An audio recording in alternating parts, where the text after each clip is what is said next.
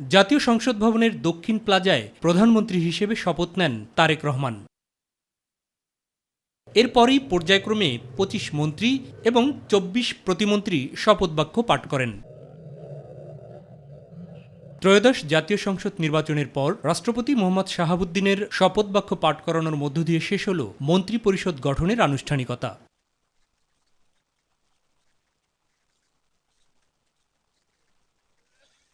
শপথ শেষে গণমাধ্যমের সাথে কথা বলেন নবনিযুক্ত মন্ত্রী এবং প্রতিমন্ত্রীরা, জানান নিজেদের প্রত্যয়ের কথা। বাংলাদেশের জনগণ আমাদের উপর যে আস্থা রেখেছে, আমি তো জয় বলি না, আমি বলি আস্থা রেখেছে।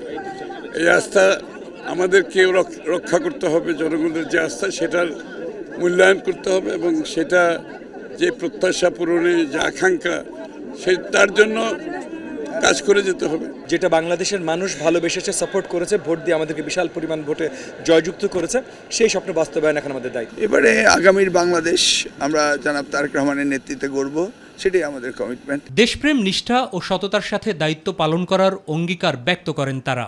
আশীর্বাদ এবং দোয়া হিসেবে নিচ্ছি।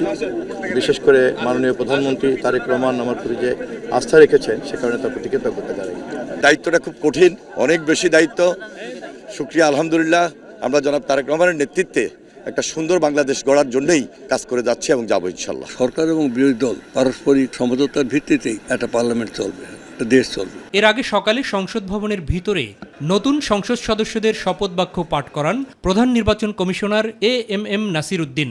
জনগণ যে আশা প্রত্যাশা নিয়ে আমাদেরকে ভোট দিয়েছে, তাদের সেই আশা প্রত্যাশা আমরা ইনশাল্লাহ পূরণ করব। আমরা চাই গঠনমূলক সমালোচনা, যত গঠনমূলক সমালোচনা থাকবে আমরা তাদের সেই সমালোচনাকে পথে নির্দেশনা মনে করে আমরা সমস্যার সমাধানের চেষ্টা করব। জনগণের আশা আকাঙ্ক্ষা পূরণে কাজ করার কথা জানান নবনির্বাচিত সংসদ সদস্যরাও। জনাব তারেক রহমানের নেতৃত্বে বাংলাদেশের নতুন একটা বাংলাদেশ সৃষ্টি করতে চাচ্ছি। সেখানে গণতন্ত্র থাকবে, উদার গণতন্ত্র থাকবে, সেখানে মানবাধিকার থাকবে, দুর্নীতিমুক্ত বাংলাদেশ থাকবে এবং ধনী গরিবের পার্থক্য অনেক কমে যাবে। Tarique Rahman means speed. তারেক রহমান হলো একটা গতি।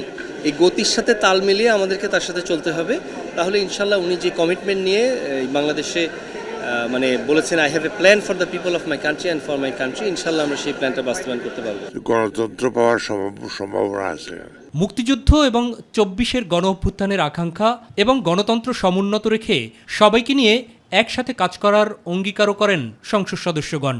আগামী দিনে নিরলসভাবে কাজ করে যাওয়া দরকার, সকল মানুষের জন্য কাজ করা, তাদের জীবন মান আরও উন্নত করা। আগামী ৫ বছরের জন্য নতুন নেতৃত্ব পেল বাংলাদেশ, যাদের সামনে অনেক চ্যালেঞ্জ। প্রধানমন্ত্রী তারেক রহমানের নেতৃত্বে সেই চ্যালেঞ্জ গোটা মন্ত্রিপরিষদ এবং সংসদ সদস্যরা উতরে যাবেন, এমনটাই প্রার্থনা হচ্ছে দেশবাসীর। আর সেক্ষেত্রে সরকারি দলের পাশাপাশি বিরোধী দলও ছায়া সরকার হিসেবে তাদের সাপোর্ট করে যাবেন এবং সহযোগিতার হাত বাড়াবেন, এমনটাও প্রার্থনা এবং প্রত্যাশা এই দেশবাসীর। মাহবুব সৈকত, মাই টিভি, জাতীয় সংসদ ভবন, ঢাকা।